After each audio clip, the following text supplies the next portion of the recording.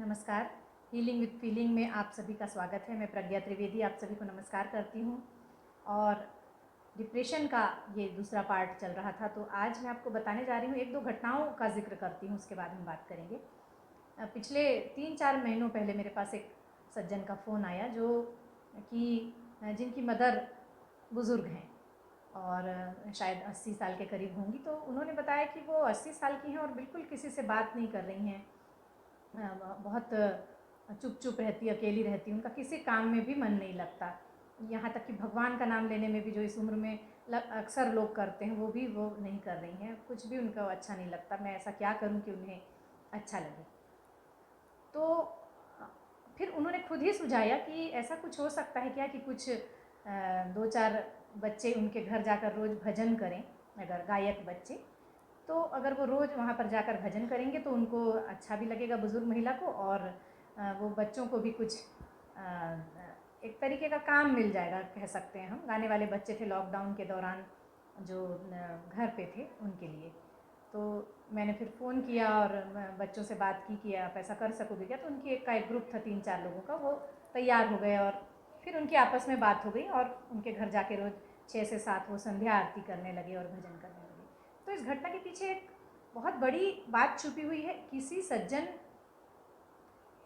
को अगर ये लगता है, किसी व्यक्ति को अगर ये लगता है, किसी बेटे को ये लगता है कि माँ 80 साल की है और कहीं ना कहीं वो पहले बात करती थी और अब वो थोड़ी सी शांत होती जा रही हैं, या उनका व्यवहार थोड़ा बदल गया, उनको कहीं मन नहीं लगता, ना वो ठीक से खा रही हैं, ना किसी से बात करती हैं, अकेली पड़ी रहती, ज़्यादातर सोई रहती हैं, तो कहीं ना कहीं ये भी एक बुज़ुर्ग उम्र की ओर जाने का डिप्रेशन हो सकता है। मतलब एक इस उम्र में जाके हो सकता है कि कोई हर ओर निराशा लगे, या बहुत जीने की ही इच्छा ना लगे, या बहुत नीरस लगे सारा जीवन।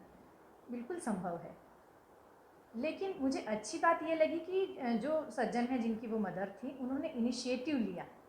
बात इनिशिएटिव लेने की है।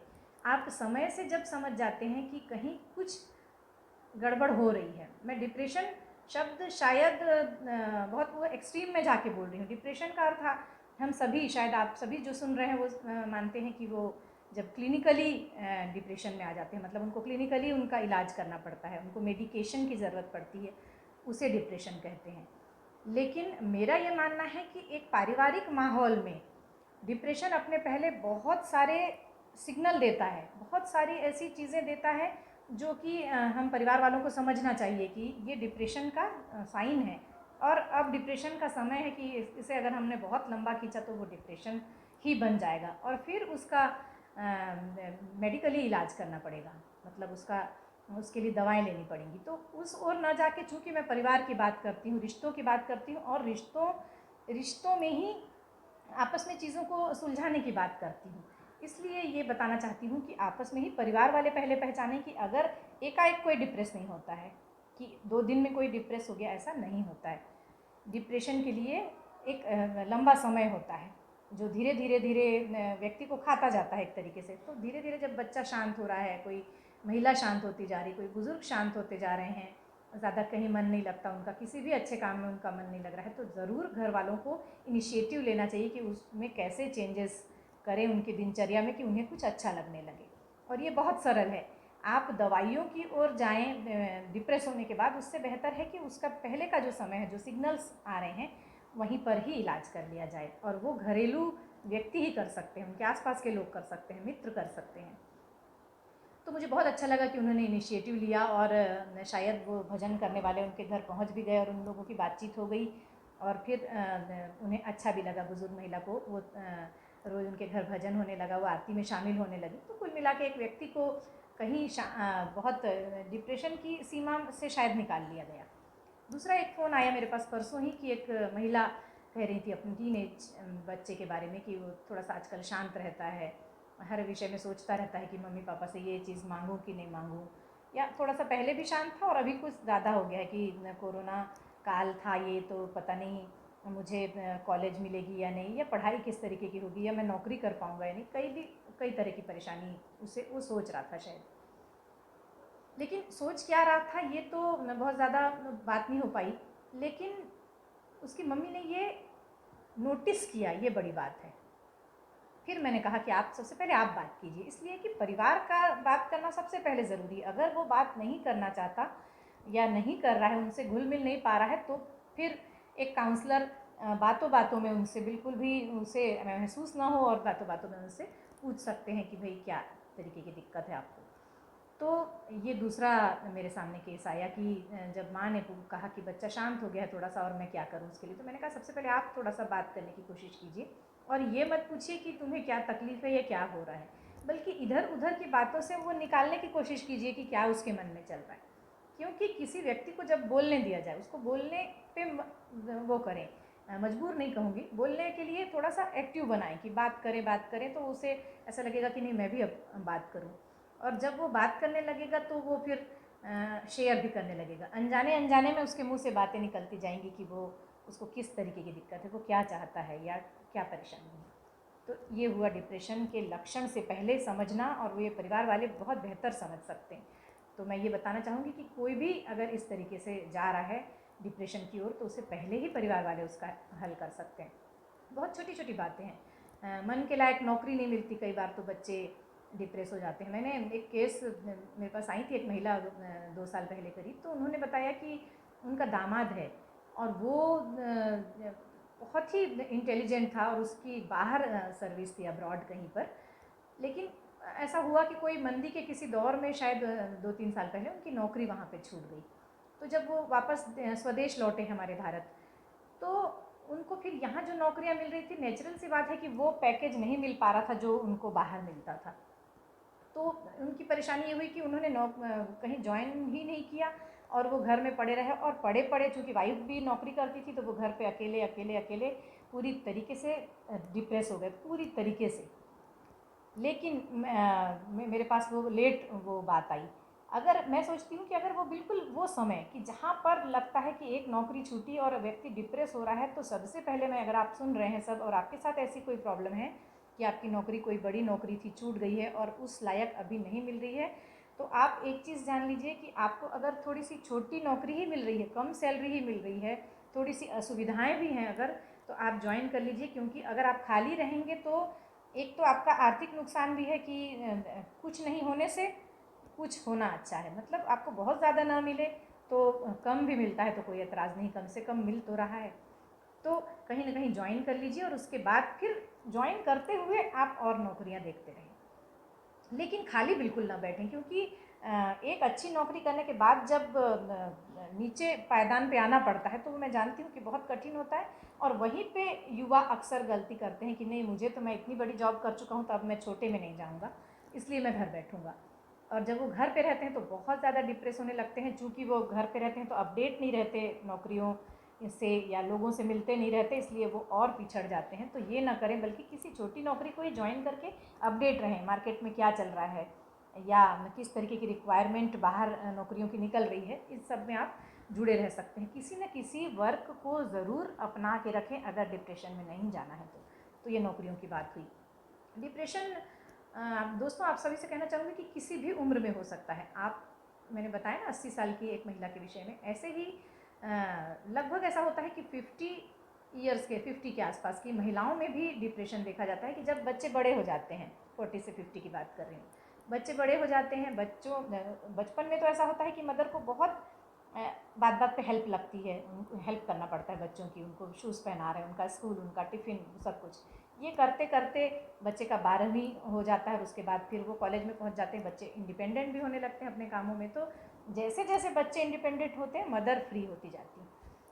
और अगर वो हाउस वाइफ हैं, बाकी तो नौकरी वालों को इतना समझ में नहीं आता क्योंकि उनका एक सी दिनचर्या चलती रहती, तो मैं नहीं मानती कि बहुत ज़्यादा दिक्कत होती होगी अगर जो नौकरी कर रही हैं महिलाएं। लेकिन जो हाउस वाइफ है उनको परेशानी होती है कि वो बिल्कुल फ्री हो जाती हैं, खाना बनाने के अलावा, या वो भी नहीं होता, कभी कभी तो कोई काम नहीं होता उनके पास।